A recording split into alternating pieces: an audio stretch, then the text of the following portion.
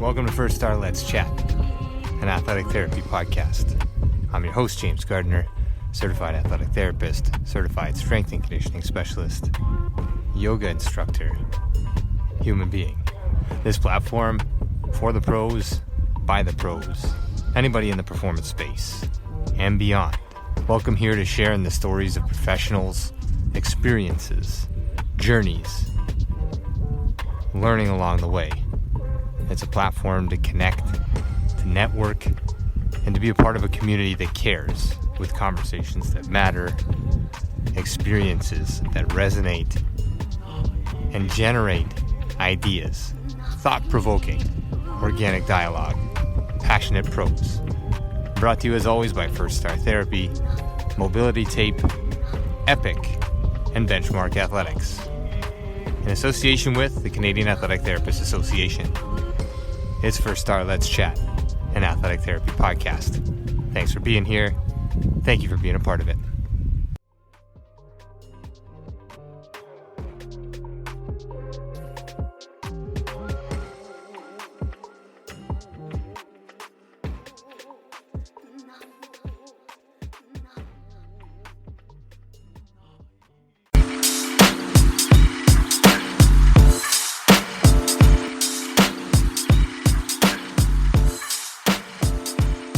Welcome to First Star Let's Chat, an athletic therapy roundtable brought to you by First Star Therapy.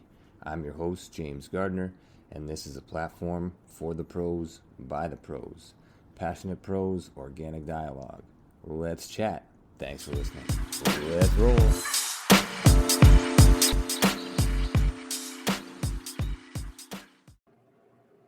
And we are off to the races. Session 62, First Star Let's Chat, an athletic therapy round table brought to you by First Star Therapy. Our primary sponsor, Mobility Tape, the only heat-activated kinesiology tape on the market. Also brought to you by our newest sponsors, Epic. Live your Epic. That's EPOCH, and Benchmark Athletics. Making a benchmark in silk screening and printing for your athletic needs. This broadcast is brought to you in association with the Canadian Athletic Therapists Association, and we are ready to roll. I'll ask everybody who's here live just to save your questions till the end. You can filter those over to me through the chat, and I'll get those over to Greg if we have enough time at the end here. Appreciate everybody being here. Appreciate everybody picking up the podcast, the YouTube channel, and all of the things in between. Things are moving along, and here we go. Last day of February, certainly not the least. Gregg Zaun is a retired professional baseball catcher. He played for 9 teams over 16 seasons in Major League Baseball from 1995 until 2010, winning a World Series championship in 1997 in those beautiful teal unis with the Marlins. From 2006 to 2017, he served as an on-air personality with Sportsnet right here in Canada. In 16 seasons in the big leagues, he had stops in Baltimore, Florida, Texas, Kansas City, Houston, Colorado, Toronto, Baltimore again, Tampa Bay, and Milwaukee. Gregg amassed over 1,200 games played at the major league level, nearly 3,500 at-bats, 878 hits, and 446 RBI as a big leaguer. During that time, he endured numerous bumps, bruises, and significant injuries, which we will follow here tonight, not only from a recovery standpoint, but also in terms of things that worked and didn't work when it comes to performance personnel in the big leagues and working with somebody who knows his body and understands himself as well as Gregg does. A leader on the field and in the clubhouse, Gregg Zaun. Zauni, appreciate your time, man. Appreciate you being here. Awesome to see you. 2 dimensions, but awesome to see you either way. Yeah, great to see you again. For those of the listeners that don't know, you and I had a chance to work together in the Toronto clubhouse when you were interning. You were a pup, so it's nice to see you.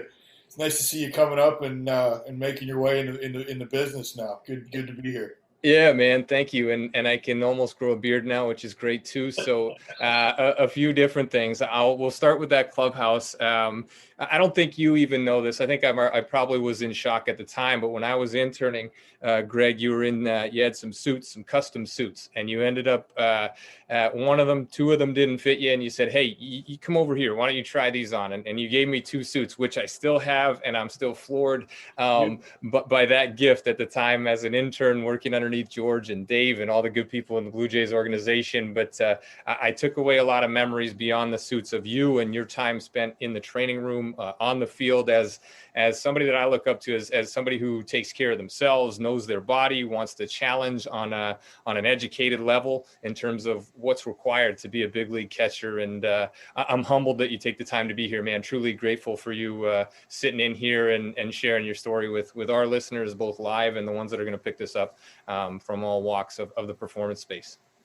Well, we had enough time together. By the time I worked with you in Toronto, my body was pretty battered, pretty beat up by the time I got to Toronto. And if not for that great training staff, you included, I don't know if I get through those 5 years in Toronto. I don't know if I play any further after that. It was a great experience for me and an educational one. It was nice for me to work with professionals whose main objective was to keep me feeling good and keep me on the field, which was something new, breath of fresh air. Yeah, beautiful, man, and a great share. And you learn a lot as an intern. You learn a lot as a therapist. You learn a lot as a player when you have that dialogue. And I think I just recall, you'd hunker down in the training room and just sort of I don't want to say make a home there in a bad way, but make a home there. And you really got a pulse of what was going on. I think you gathered a lot of information from your pitchers and the staff that was there as well from being in this training room, because you dictated a lot of things from behind the plate too. So before we get into like any of the injuries and things like that, what were some of the big things along the way that you may have picked up on in the training room that weren't related to sort of like how you're going to recover? Well, one of the things for me was just kind of the way things went. I mean, obviously, when I was a young player, I was told right away, if you got nicks, you got bumps, bruises, you need treatment, get in there and get it done before the veteran players get there. That was huge. It was a pecking order. Even if you were a young, everyday player, you still had to get in there and get out of there before the regulars and the vets got in there. That was their privilege for having been in the big leagues for so long, giving them the ability to stay, out of there and go in at their leisure when they felt like doing it. That was one of the first things that I learned. And then, the other thing that I learned along the way was kind of feeling out, the trainers and the staff, understanding, where their loyalties lie. Where do they measure up when it comes to, are they really here to help me be my best, or are they here to keep tabs on me and report back to the front office as to my needs and my bumps, my bruises. Like, I get it, you want to put the best product on the field that you possibly can, but my old school way of thinking, putting your best 9 players on the field as much as you possibly can is a little different than what some of the training staffs that I had a chance to work with in 9 clubs. A lot of them felt like they were doing what they could to keep me off the field. And so that led me to seek out knowledge. It led me to always have my ear open when you or any of the other trainers were working with players, or doctors were in there talking to other teammates. I was soaking it all up because, as I said, by the time, I probably about halfway through my career, I had my first surgery, and I needed to know. I needed to know everything that I possibly could. That was huge for me, because being able to connect my brain and my knowledge of what was happening to me, what was being done to me treatment-wise, that was huge for me to connect the body and the mind. It was a full buy-in. If I believed what you guys were telling me, if I believed the science behind it, and then I actually felt differences, the positive change in my body and my recovery, that just made it happen so much faster. It made it easier for me to get excited about getting in there, getting the work done, and getting over it. Because by the time the last 5 years of my career, I felt like I spent more time in the training room than I did on the field. Yeah, no, great takeaways. Even in the first couple of minutes. I mean, one thing that we talk about on a regular basis, whether we're educating practitioners or working as practitioners, working with athletes, it's how to, and a big line for me now is how to give the power to the player, right? Give them the understanding so that they can walk out of the room feeling like they're in control of what's going on and they're not necessarily dependent on what's happening in there. You and I have had some overlap in the past, and we had a brief chat the other day, and just going back through your career on what was, where you went with injury and those kind of things. Like we'll go down some of those rabbit holes for sure. But you bring up some great points, understanding that fine line. You as a Major League Baseball player, you understand what your job and your role is. Trainers and strength personnel and these other people, like some of the people behind the scenes, that aren't behind the scenes, you don't necessarily understand that there's a navigation that goes on there too, right? In terms of keeping the players on the field, but also you are employed by the organization. And so there's a lot of things that have to go on in terms of the dynamic to keep things fluid with players so that you don't feel like you're being held back and you don't feel like, there's these other things going on. So those are some great insights that not a lot of people get exposure to unless you're actually there. So some really great stuff. Notice you had an amazing career, like 1,200 games played at the toughest position possible in baseball.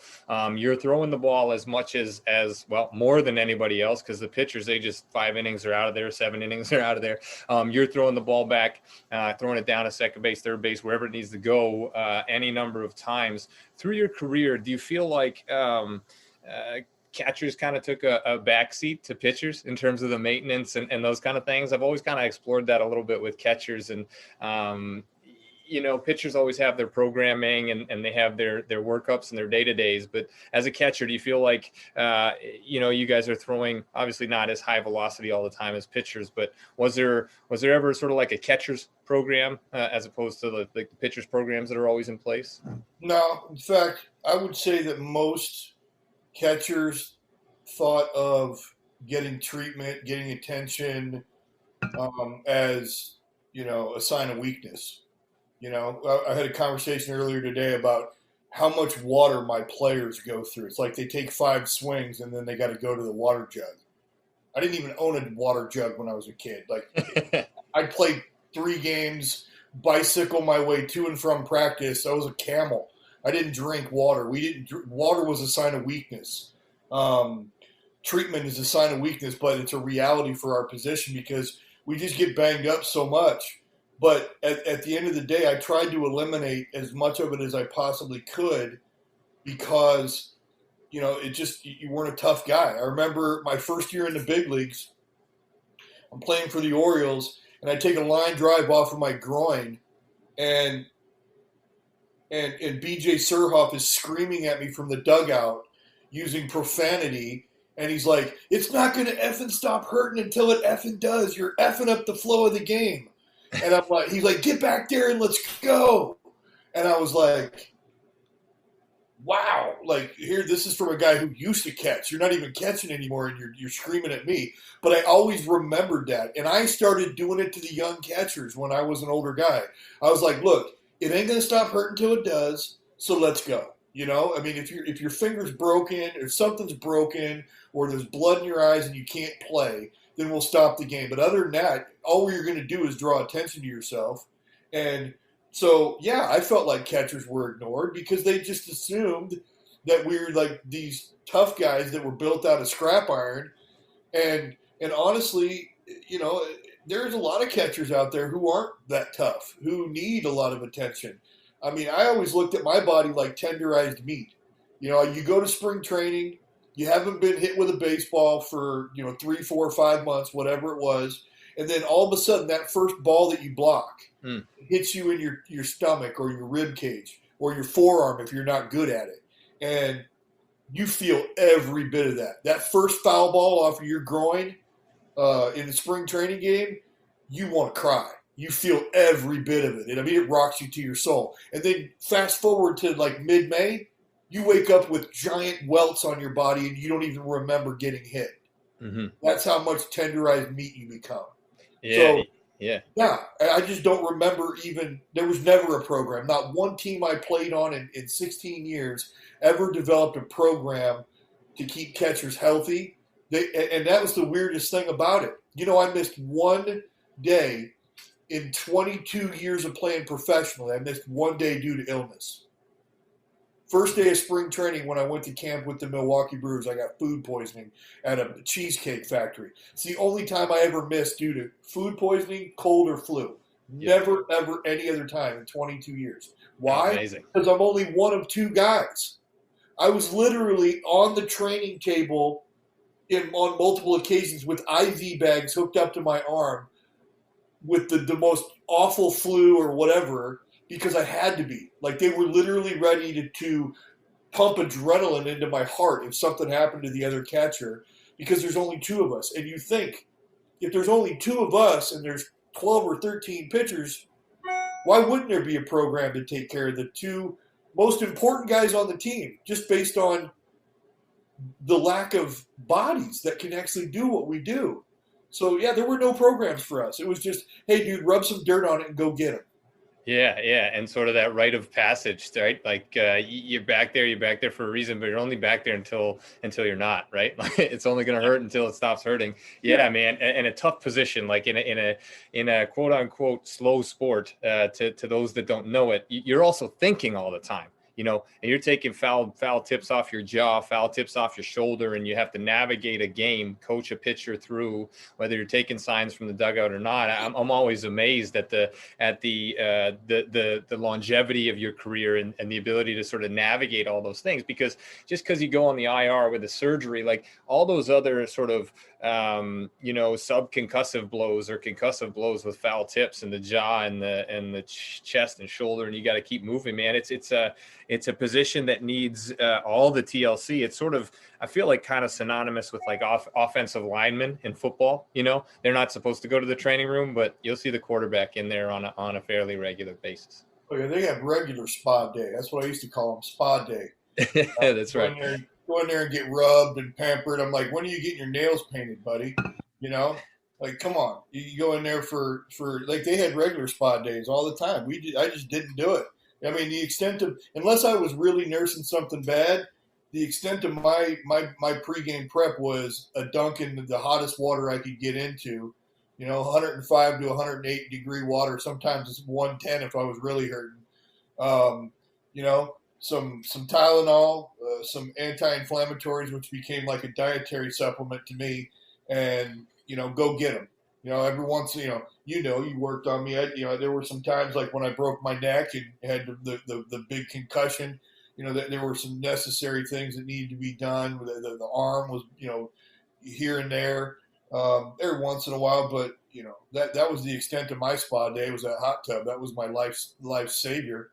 And then, when you were there, we got the in-ground hot and cold tanks. That was pretty cool to be able to ice my entire body and not look like a big sissy doing it, because there was 14 other guys waiting to use the same in-ground cold tub. So that was the big thing, was, for me, heat, ice, anti-inflammatory medication, and then just a raw need to be on the field. I first half of my career I sat on the bench. By the time I got to Toronto, I got a chance to play all the time, and I didn't want to give that up, because somebody was always waiting to take my job. They brought other guys in to take my job. I wasn't going to let the injury be the reason why I couldn't get out there and perform. Yeah, no, amazing. If we go back through and you and I you walked me through sort of a brief summation of the injuries and those kind of things as we go, and I was fairly familiar with it. But you sort of had a clean slate up until one injury that stands out to you, and then there was sort of a cascade from that point forward of other things that happened from that point. Maybe before we go there, let's go to if you're okay doing so, like that fractured neck and what you recall from that. It's a quote. The sport itself is non-collision in nature in comparison to football and hockey, but as a catcher, it's fairly collision based. I mean, you're sandwiched between a hitter, an umpire. You have a pitcher throwing a baseball that's moving at however many miles per hour, hitting the dirt, hitting you in the chin.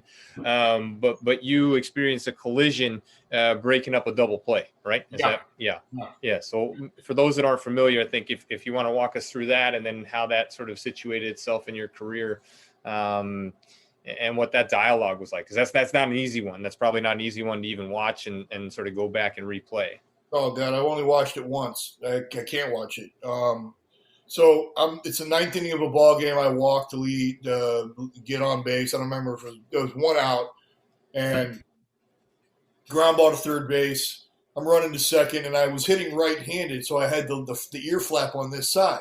So my entire right side of my face is exposed with the helmet because I'm facing the pitcher this way. And I was a pretty tough guy. I like to what I'd call punt middle infielders into left field on double plays. I like to go in hard and break it up because I want to make sure the guy behind me didn't get thrown out. Maybe an RBI was on the line, whatever. But at this point, if they turn a double play, the game's over. So I go in hard. Second baseman got there late. He hit me right here in the triangle, my jaw, my neck, my ear, right there, like where the ideal spot where a boxer would be aiming for with a hook. And he hit me with his knee. And I got knocked out unconscious immediately. I was unconscious with my eyes open. That's how bad I got knocked out. It was a level 4 concussion, and I fractured C1. Mm-hmm. We're talking millimeters away from dying there on the field. That's it. For those of you that don't know, if you fracture C1, your chances of survival are pretty slim. I was lucky that it was the transverse process that got fractured. It was stable. It didn't splinter off or do anything to my nerves. I'm laying there on the field face down, tobacco in my mouth. Was a bit heavy tobacco user at the time, and I remember about 3 or 4 minutes after I was knocked out, I think it was Dave Abraham was laying on top of me. He was laying on top of me, and I couldn't see him. My eyes are wide open. You can see it all in the video, but I can't see. And I remember him being on top of me, and exactly why he was on top of me is what happened. I got violent, and I started panicking because I couldn't get up. And I started flailing my arms and swinging. I tried to kill him. I was like, get off me, dude. I was scared, and I didn't know where I was, and I couldn't see. And then they walked me through what had happened, and they said, you've had a head injury. You're on the field. We're right here with you, and we're going to have to take you to the hospital. And it was Mother's Day. I remember it was Mother's Day. Now, imagine being my mother at the sports book in Las Vegas on their annual Mother's Day trip watching this happen to her son. Yeah. Crazy. I didn't know about this until a couple of years later. She wouldn't tell me. So they strapped me to a cart, and they didn't take the tobacco out of my mouth. So now I'm laying there with my head taped to a board, and they put me in the ambulance, and now I'm getting sick to my stomach.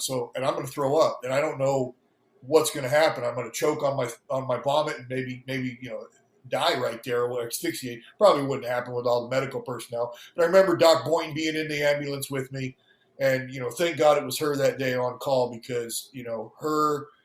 We'll get to that in a minute. But so then they have to flip me on my side, let me vomit in the ambulance. Then they take me to the hospital.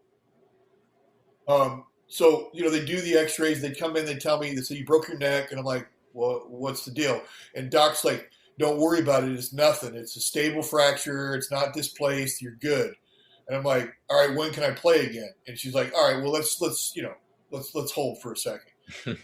So long story short, I don't know what she put in my body, but I know the next day I woke up, she was there, I'm face down, immobilized, and she proceeded to inject my spine with a cocktail of something that she had brought back from Eastern Europe. It was a homeopathic medicine. Mm-hmm. And she combined it with Traumeo injection, and she put it, I think there were 28 shots in my spine and my neck. Wow. Which sucked. That hurt worse than the actual accident. And after that, and then she gave me an intravenous dose of that pink lemonade, we called it. And the next day, the only thing I felt like was I had a little bit, like I had a sore neck from sleeping on it wrong. I had zero post-concussion syndrome and never did. A day after that, never did. I literally would resume baseball activity 8 days later after breaking my neck. If they had a concussion DL like they do now, I would have been back on the field in, say, 10 days. Right. So she saved my career. I mean, I look at teammates like Aaron Hill, who got a little bump on the head from David Eckstein, of all people, and he missed 2/3 of the season with post concussion syndrome, Yeah. and he really was never right again. Right. Mike Matheny, the like you said earlier, the repetitive smashing of balls against your mask in your head, and I don't think, for me, I already had multiple head traumas in my life. As a 10-year-old, I fell out of a moving vehicle going 40 miles an hour, had a big, huge fractured skull, almost died there on the streets. The brain started to swell and expand. And, a lot of people think that my ADD and my sleep apnea are a result of that accident, that head trauma. But I never had the concussion syndrome. I high jumped and hit my head, knocked myself out again. But I don't really have all those lingering effects. So the head injuries are so different for each person. Yeah. And that's you hit the nail on the head. Like, being able to have that conversation with an athlete, with a trainer, with a doctor, where you can express yourself and tell them, this is what I'm feeling, understanding what you're trying to tell them, what they're trying to tell you, and then of course that level of trust is developed. I was lucky to have Dr. Boynton there with me because of all the orthopods that we had on staff for the Jays. Her and I gelled. We were really, really close to one another. And so when she told me something, I believed it as if it was gospel. Yep. She's like, yeah, I want to shoot you up with this stuff. I'm like, let's go. Let's get it done. All right. Whatever. I had like 20 plus injections in my neck and my spine. Yeah. And you know what? It worked. Yeah. And an amazing, an amazing scenario, an amazing set of circumstances. And I was interning back then with George, and the one thing that George would bear down on every day as an intern is like, all right, enjoy that you're here, but also understand, like, let's plan for the worst. So when you look at this field, what's the worst thing that could happen? Line drive back at the pitcher, hits him in the head, the bat breaks, he goes into the umpire's chest, all kinds of things, like playing it out as badly as it could go. And that's a worst case scenario. That's a trainer's nightmare, but if you're not prepared. And so again, like, bringing this back around to our profession and our space in terms of athletic therapists and sports chiros and physiotherapists, strength and conditioning personnel that are on the field and in the dugout, having these EAPs in place is critical. You don't expect to have a fractured neck. You don't expect to have probably the to a pound, to a person, strongest guy on the field break his neck and then try to throw you off of him. And Dave wasn't a big guy, but you're certainly a pretty strong dude. And I don't know if Dave stayed on or not, but either way, Dave was the assistant trainer at the time with George, and a great staff there, and Dr. Boynton as well, and all those people that you mentioned. Clearly, had a plan, had your best interest at heart, and got you what you needed to get you back. C1 fracture, right? That's right at the base of the skull. That's the supportive. That's where the majority of the rotation happens between C1, C2 in the spine. And those are areas that don't typically, you're right, get fractured. And if they do, there's usually a lot of additional trauma if somebody is to survive that. So transverse, like that transverse process is over to the side. That's kind of like you jab your finger in there. For those that aren't familiar, like you jab your finger in there, you can feel sort of the bony prominence going either way from the spine. That's the area that we're talking about. And if you're not, if you have a strong stomach, you could probably find that video and watch just how quickly the game of baseball can go from non-collision, snap of the finger, to collision, and something bad can happen, and that happens with high level sport. It happens to somebody like you. It's going to play hard, you're going to play the game hard, and there's lots of those things. And you bring up such a great point, and I don't think enough people study this at length or understand it at length, the concussive piece. And we don't have to go down this road too far, but yours, where you fracture a vertebrae, it's right there on the screen. It's on an x-ray. We can see it. And then Hilly's with one of the smallest guys in baseball and running, not him, but, well, he might've been too, but at David Eckstein, and then a prolonged recovery, if there ever even was a recovery from post-concussive stuff. And so not the same injury, but the same injury is in terms of a diagnosis, right? Like that concussive side of things. And I think that's also a huge takeaway. Like no two humans are the same, no two injuries are the same, and that was a big one. So I appreciate you sharing that and sharing that with the audience, because I think, again, like no matter how safe you think the sport is that you're covering, high speed collisions can happen and freak accidents can happen, and it just so happened you were hitting, right-handed that day, and if you had been hitting left-handed that day, maybe that face shield, the glancing blow happens instead of a direct blow. Like who knows? And so understanding all of that stuff and goes a long way for us in terms of setting things up. So appreciate that share. We'll jump ship from that one and move on to your other collision, right? Throwing Derek Jeter out at second base. Go take us through that. That was resulted in your first surgery, which I think, to your recollection and to your career, sort of was the cascade, right? Like that cascading event of this was the first injury, and then all of a sudden my hand, my shoulder, my elbow. You want to walk us through that? I love story time with Zani, so I'll sit through any story you got. Yeah, it was crazy. It was my birthday. I'm playing for the Royals. We're in New York. They facing Roger Clemens. I just hit a home run. I'm on cloud nine. Hit a home run off Roger Clemens. Get us back in the ball game. I think it was like the top of the 7th inning or so. Go out. Derek Jeter gets on base, takes off running. I come out throwing, and now here I am in mid throw, and I'm on my way down, letting it go. And Clay Bellinger, the dad of Cody, the big superstar in the Dodgers right now, he comes falling across home plate. And my arm comes to an abrupt halt moments after I release the baseball on his back. And my flexor mass blows up. And so now I'm on the shelf for 6 weeks. We didn't know that, or at least they didn't tell me, that there was a partial tear of the ulnar collateral ligament involved in that collision. And so they decide not to do surgery. The doctors, they said, oh, you don't need surgery to repair this. We'll just rehab it for 6 weeks. And here is my first instance where I felt like the trainers were doing what they could do to keep me off the field and didn't have my best interest in heart. Okay, so in 2000, I would have been 29 years old. I could have sat out a year with Tommy John surgery and still had a pretty good career afterwards. I mean, my arm was never the same. And as we walk down this path and we dive into this rabbit hole, I'm going to tell you right now, I don't care what a doctor says. I don't care what a therapist says. If you get cut on, if they invade your body to do surgical repair, you will not be the same ever, in my opinion. You might be able to go back to participating in that particular activity. Mm-hmm. Won't be as good as you were at it for at least a year. I don't care what they say. And if you are as good at it, it's never going to be the same. So I get the flexor mass injury and the ulnar collateral ligament that I didn't know about until years later.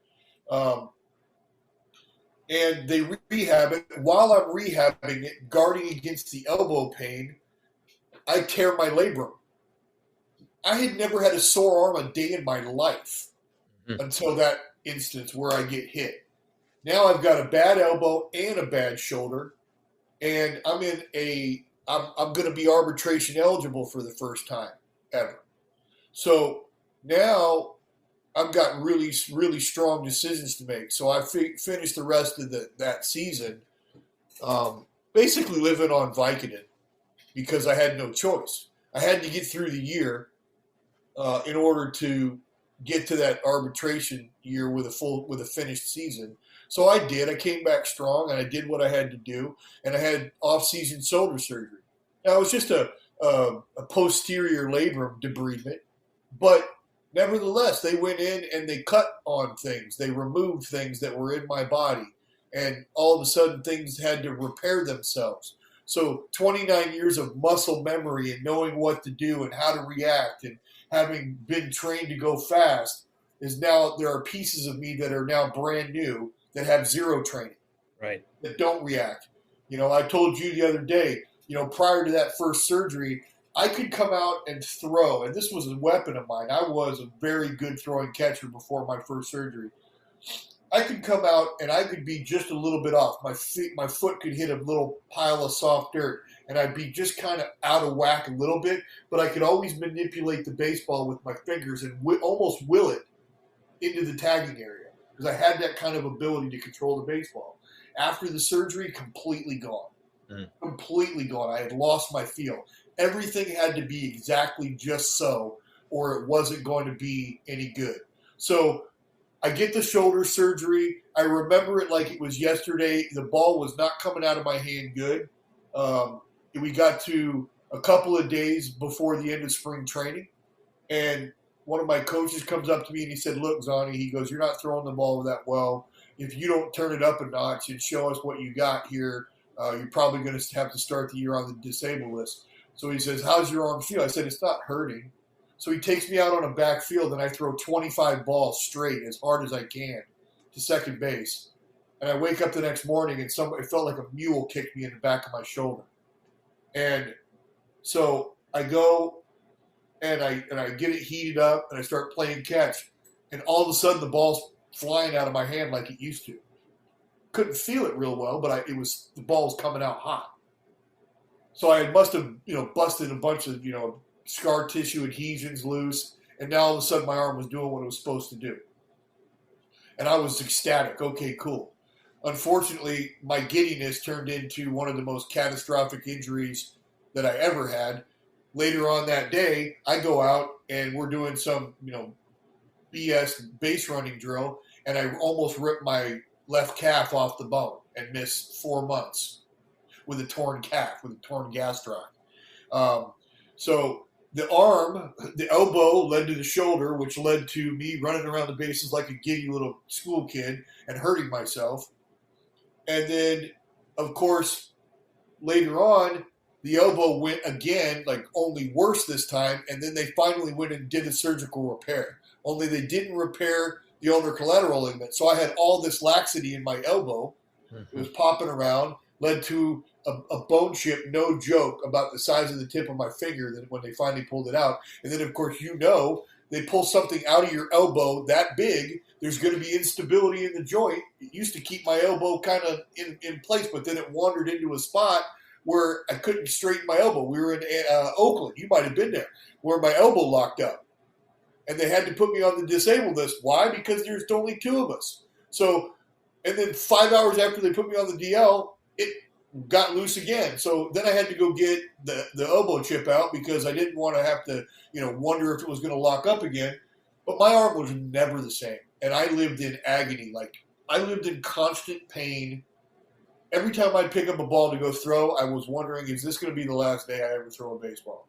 And I spent more time in the training room icing and stimming and lasering and finally it just got to the point where the only thing that my elbow would respond to was drugs. If it wasn't a cortisone injection, it was Indocin SR75s, which are, as you know, are just absolute gut rotters.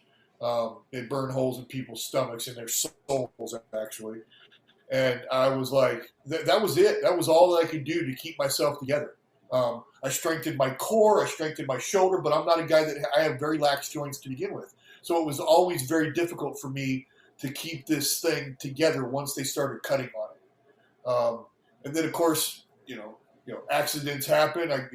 Former teammate Eric Hinsky fouls a ball off my thumb. I get a Bennett's fracture, and I still got 3 screws in my thumb. So one thing led to another. It just was what's the word I'm looking for? A ripple effect, one thing after another. And, once they cut on me that first time, I was never the same. And my body hurt for the next 8 years. 8 years. Wasn't until, I kid you not, it wasn't until my arm finally went again. We were in Pittsburgh. I'm playing in my last year with Milwaukee. I had just gotten run over at home plate by Ian Desmond. We were in Washington. And he hit me. I got the ball came up the mound and it pinned me like this. And I tried to get my head out of the way because he was coming in hot. He was coming in high. And I don't blame him. I love hard play. But I rolled my right shoulder into him and he hit me here and basically destroyed the back of my shoulder. Just all the stuff that had been repaired was now totally in pieces again. And the training staff in Milwaukee, they didn't believe me when I told them. I said, guys, there's something wrong with the back of my shoulder. Telling me there's something wrong with the back of my shoulder. They're doing all the tests, and I'm a pretty strong guy. I like to spend a lot of time in the weight room. So my little tiny muscles and rotator cuffs and labrums and stuff like that, I can make up for it with the other muscles around my shoulder to keep things stable when they start doing all these little tests that they're doing. I'm a little stronger than the next guy. So they can't really figure out what's going on. So I know something's wrong with it. I play with it. We go to Pittsburgh. Then all of a sudden I'm hitting right-handed. I didn't wear batting gloves, so my hands were a little sweaty that day. My left hand comes off the bat, and I go with one hand. I finish the swing. Sublux the shoulder, and it comes out the front. Now I've got a complete tear of the labrum from front to back, and I can tell that something's seriously wrong. I felt it come out. My shoulder's dislocated. And I'm like, oh, goodness. And I could feel myself starting to get nauseous. So I knew. I dislocated my shoulder. And then all of a sudden, I just kind of rolled my arm back like this a little bit, and it went right back in where it was supposed to go. But now I know something's wrong because it came out the front. And so I just kind of pinned my right arm to my side. I hit the next pitch to the second baseman, drive in the run, jog to first base, go down the tunnel, throw up in the trash can, and went straight to the training room. I said, I'm done. And that was basically the end of my career. Wow. I rehabbed all winter to get ready because I didn't want the injury to be the reason why I had to retire. And my arm came back. I had shoulder reconstruction. I've got anchors all over the place in there. And it's never felt better. It's actually better than my left. But mentally, I was so beaten down by the game and all the injuries and all the time I had to spend. No offense, James. I wanted to be out on the field, not in the training room with you guys. I'd been so beaten down, I couldn't bring myself to do it anymore. When I got to spring training, I went from being first guy to the ballpark, last guy to leave, to last guy to the ballpark, first guy to leave. I wanted away from the park at any cost. So, yeah, and I think that's, you go down these lines and people that don't know the story and don't know what goes on behind the scenes, and they see what's going on, then they hear this, and it's just like, I'd be the last guy and first guy to leave too if he'd gone through all those things. And you bring up some points, Donnie, beyond the physical injuries, and even if we go back to the physical injuries and the surgical repairs, it goes beyond repairing the tissue, and it goes far beyond us as a training staff or any trainer or therapist or whoever's working with athletes getting the tissue right and making sure that test checks out. Okay, you're good. See you later. Go get them. Have at it. If there's still that hang up, that block, we have to take that into consideration, right? That mental side of things, that feel piece in baseball is a big one, right? Like to be able to feel the ball, to be able to put the zip on the ball that you want to have on it and control what's going on.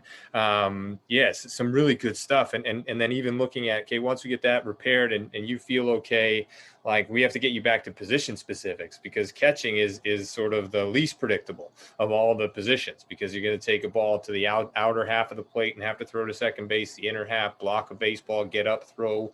There's a lot of things to be considered. So sports specialization, understanding the sport, the mechanics, the position, the specialties that goes into those positions, and the coaches that you work with. So all of these things as a practitioner, I'm walking through, like there is a very steep hill when injury happens. And when surgery happens, a lot of us outside of the sport look at this as, oh, he got surgery, he's better. Or she got surgery, she'll be better in 6 weeks, she'll be back. And it's not the case. I don't think, I would agree with you 100%. As soon as you change natural anatomy, you are no longer the same. By definition, you're no longer the same. Something has been changed. Something has been altered due to the injury and then due to the surgery. So yeah, you can repair the tissue, but the issue may not be fully healed.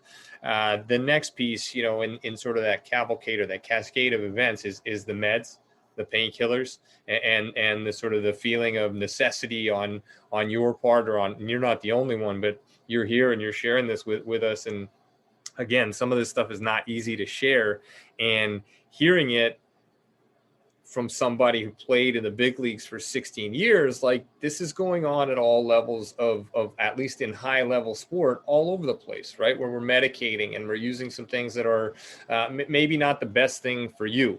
for your gut, for your long-term health, to get you on the field. Let me ask you sort of a pointed question with that, because as I'm talking, you openly admit like you're going to do what you need to do to stay on the field, right?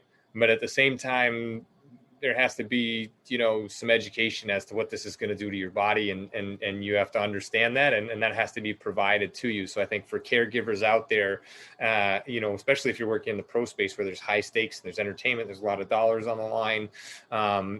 There was a big special. I know you're living in Canada right now, so maybe you saw it, but a big TSN special on sort of hockey and painkillers. And there was a bunch of guys talking about, how they didn't know and how they were taking drugs and they would play on one leg if they had to, and even if they had to take whatever they had to take. So, I mean, it's a long-winded sort of roundabout question of how important an issue is this, and would you sort of stand behind more education in that space for athletes and players when it comes to medicating and all those kinds, not to throw anybody under the bus, but in moving forward, would you think there's some space for furthering that with athletes? Yeah, I think it's important. I think you give the athletes all the information that you can give them. I had to go seek it out for myself. There were things that were done to my body by doctors and training people. I would say in the latter 2/3 of my career that they would never do to a young prospect. All the cortisone injections, the painkillers, the Toradols. They would never do that to a young player with a huge future, bright future in front of them. So, take your pick, a Bo Bichette or, a Vladdy Jr. would never be injected with the things that I was injected with. A, they're not catchers, and B, they're young, promising young players. But Right. once you're not a prospect anymore, it's about getting the job done. It's about being on the field and being accountable. Yeah. And so I always knew what I was putting in my body. I always knew. The 2 seasons that I played where I was chewing on Vicodin like they were like candies. I mean, a lot of people, they didn't react well to Vicodin. I didn't react to anything that had set at the end of its name. Percocet, Darvocet.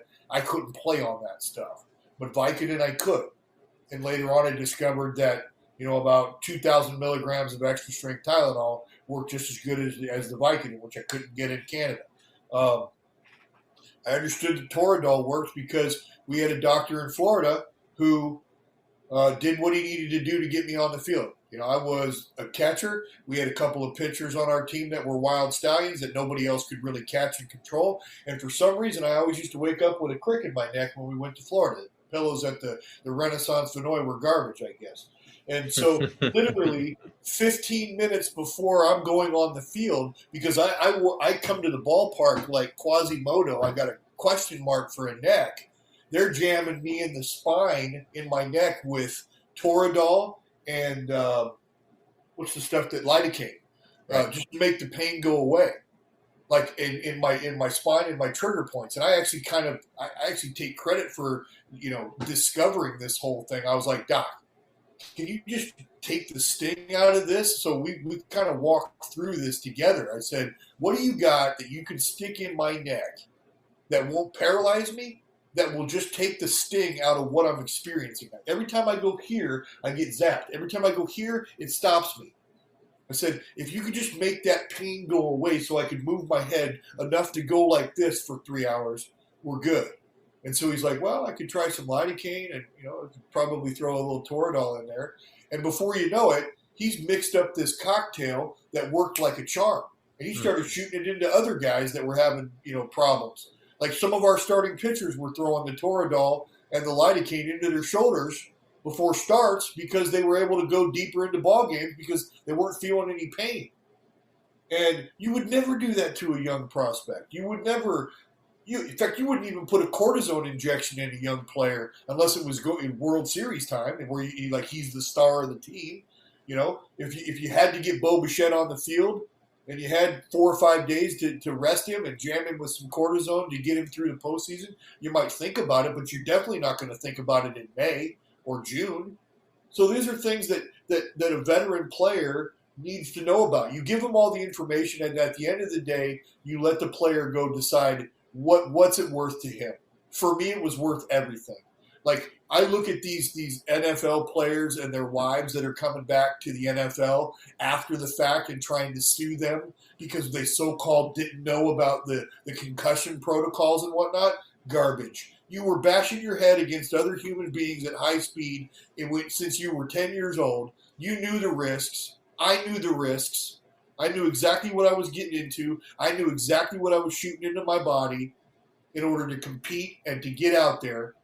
So I don't tell anybody, hey, it's your fault. No, I take full responsibility for it. And I think that your point, educate the athletes, give them an idea of what it is that they're putting in their body, and then you let them make the ultimate decision. Because if they know what it is, what it could potentially do to them, they have to weigh the risks versus the rewards.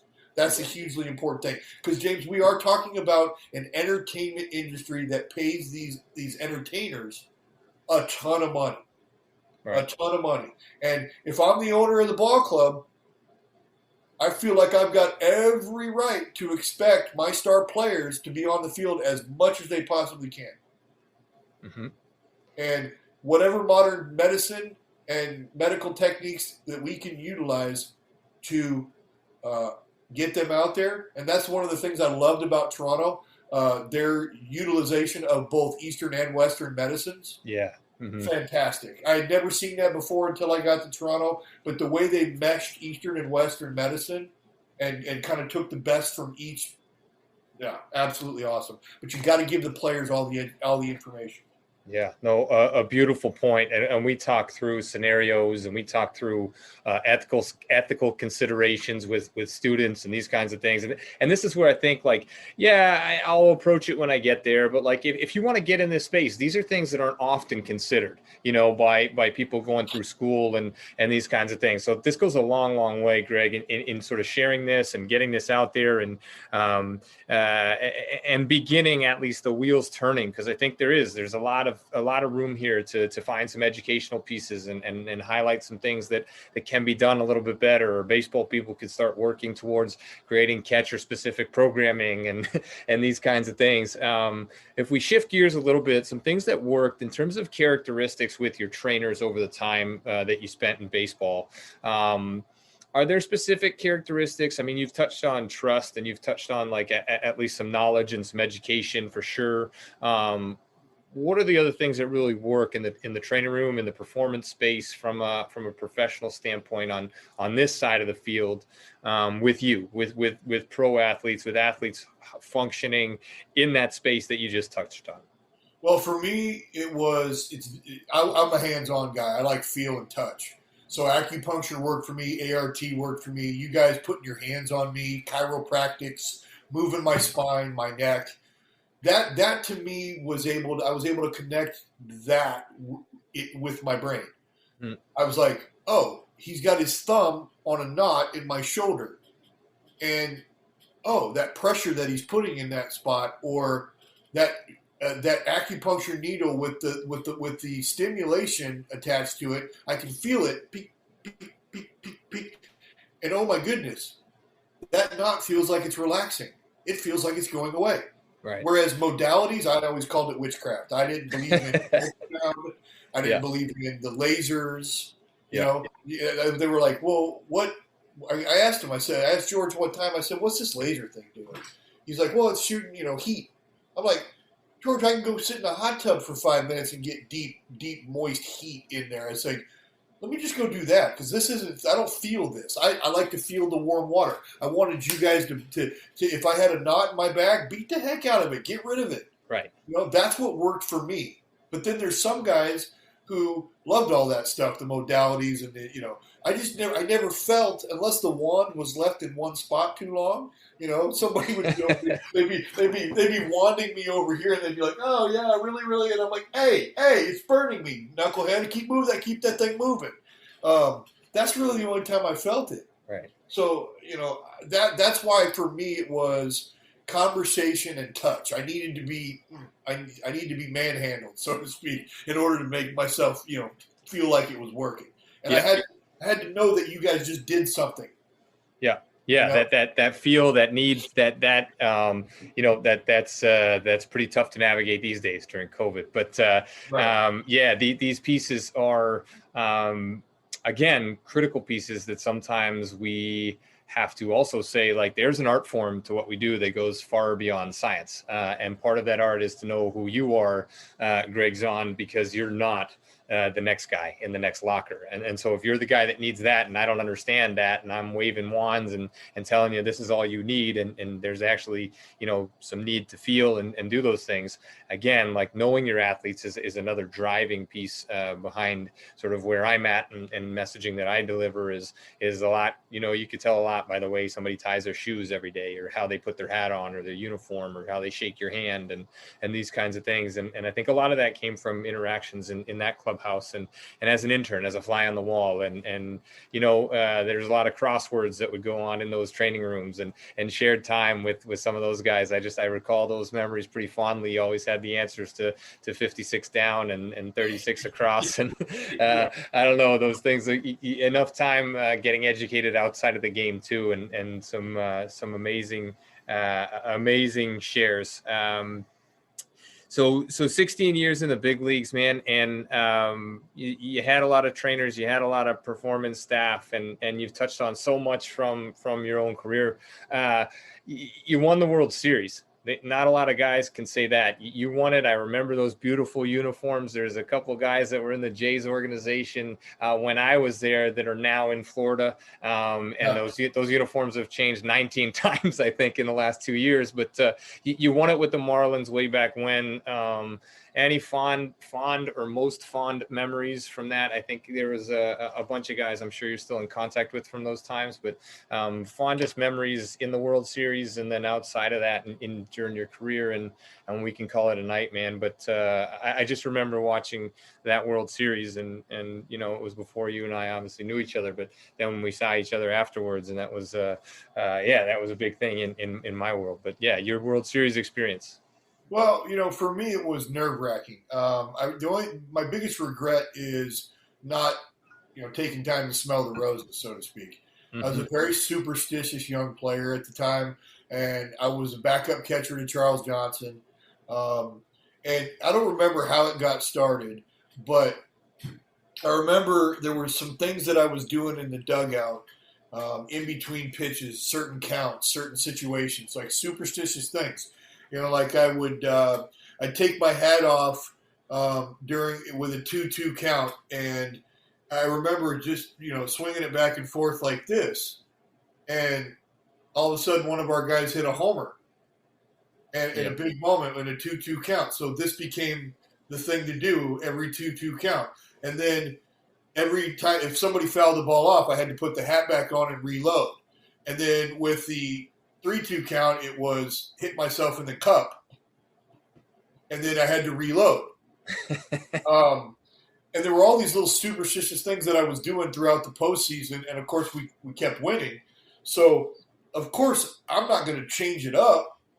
So I literally slept like 3.5 to 4 hours a night during the postseason. It was just agony for me. And then of course I get into Game 7 after not having played for weeks, and now I'm catching the 9th inning of Game 7 of the World Series. They pinch run me for Charles Johnson, and all of a sudden I get into the game, and it was the most eerie calm I'd ever experienced in my life. Wow. The first pitch Rob Nen threw to me was a 97-mile-an-hour fastball, followed by a 92-mile-an-hour slider, followed by a 101-mile-an-hour fastball, and I was back there in my element, just bam, bam, bam. And I was like, phew. This is great. I was like finally off the bench, and I didn't have to be chewing my fingernails. And I remember screwing up. It's the only bunt attempt I didn't get on the ground in my entire Major League career. Game 7 of the World Series, Charles Nagy comes flying off the mound and makes this diving catch. If he doesn't catch the ball, the bunt gets down. Bobby Bonilla probably gets thrown out because he was running around on a torn Achilles tendon. And I was like, oh, well, we win the game. And I'll never forget this. We win the game. And the place was madhouse. Like I didn't know 90% of the people in the clubhouse. There was wives and families in there too, but all the people that just all of a sudden showed up in our clubhouse it was actually taking away from our enjoyment of the moment. Hmm. And I remember going into the training room, and the same cats that were always in the training room, Moise Alou, Bonilla, Sheffield, Conine, the veteran guys who hated talking to the media, they were in the training room. And I was like, you know what, this is a really good idea. So me, in my third year in the big leagues, third year player, I go grab all of our teammates, and I'm like, team meeting in the training room. I take everybody into the training room, and I turn around and I lock the door. And everybody's in there with their champagne bottle. We left our families in the clubhouse with the media and everybody else, and now the entire roster's in the training room, and we're drinking our champagne and smoking our cigars, and this is when the stories start to flow. This is when the camaraderie starts to happen. This is when we started to reflect as a group on what had just happened. Yeah. And that was a special moment for me. I had teammates, guys like Devon White, other guys, Bobby Bonilla that I would run into from time to time when he was working for the unit. And these guys, these veteran players that had taken me under their wing, a long time ago, because I was lucky enough to play with Bobby in Baltimore as well. They were like, Zonnie, we really, really appreciate you doing that. It was a special moment for our club, and it was a great moment for us to share with the inner circle, the group. And and I don't know why I did it. I just did it. Yeah. And that's a moment for me that sticks out from that actual winning the World Series.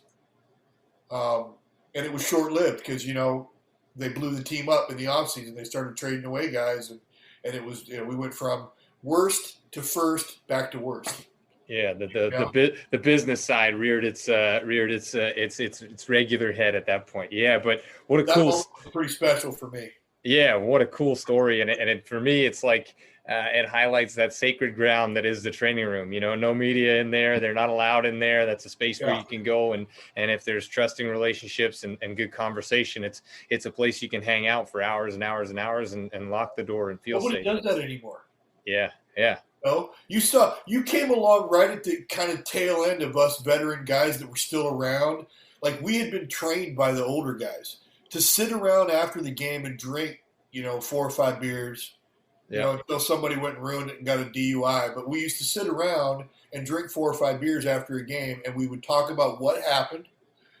If we lost, how are we going to improve? And then we would talk about what was going to happen the next day. Who are we facing? What are we doing? You don't see that anymore. These kids are in and out of the clubhouse. Ridiculous. I mean, they get there at like 1 o'clock because they feed them like 20 meals a day in there now. Whereas we actually would love to go to lunch with our teammates on the road. Now they can't wait. They go to the ballpark at 1 o'clock and they're eating all that clubhouse stuff. I'm like, what are you guys doing, man? And why aren't you talking about the game? Why aren't you spending time with one another? Because you know what I miss the most about the game? I don't miss the game at all. The playing of the game, the grind of wondering if I'm going to, make it through the season, have a job next year. I miss the fellas. I miss the guys. I miss those conversations over ice cold beer in the clubhouse, sitting around in our underwear in a hot tub, talking about the game. I miss the road trips. I miss the card games on the plane. All that camaraderie, that fellowship. That's what I miss the most about playing baseball. It's not the game itself. Take that or leave it. But it was the boys. And that includes a lot of you guys that we work with in the training room. I mean, there were good ones and bad ones. But it's stuff you can't get. Like, it doesn't happen in any other business. Do you think a bunch of insurance salesmen get together after work and it doesn't happen. It's not. You spend more time with your teammates than you do your wives. Yep. Yeah, and it's amazing to hear you say, the one sort of regret would be not taking the time to smell the roses, and that goes for all of us. Life is fleeting. Experiences are fleeting, but this is what we live for. We live for those experiences and not to collect things. And so all of these shares this evening, Zonnie, have been absolutely amazing. Session 62, First Star Let's Chat with Gregg Zaun on board here for this one. Next week we got another one of your ex comrades there, actually another ex Blue Jay, with part 2 of our Tommy John education series with Jesse Litch. He'll be on next week, next Sunday evening.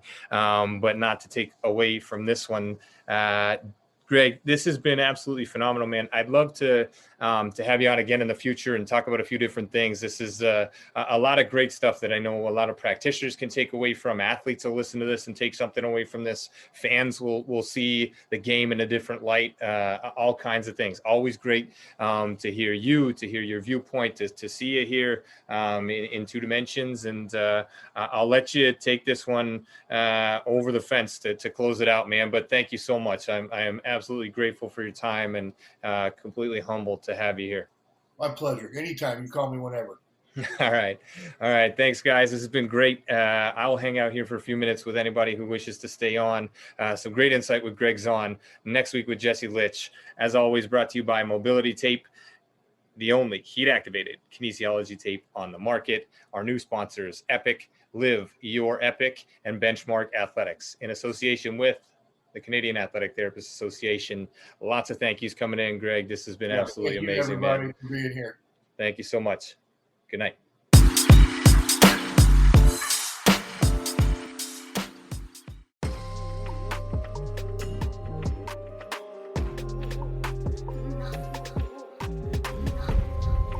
Thanks again for being here. Thanks for listening. Thanks for being a part of this community. Check us out online, firststartherapy.com. That's FIRSTAR therapy.com. Or email us with feedback, consult@firststartherapy.com, CONSULT@firststartherapy.com, on Instagram @firststar.therapy, and our podcast host @letschat.at. This is First Star Let's Chat, an athletic therapy podcast.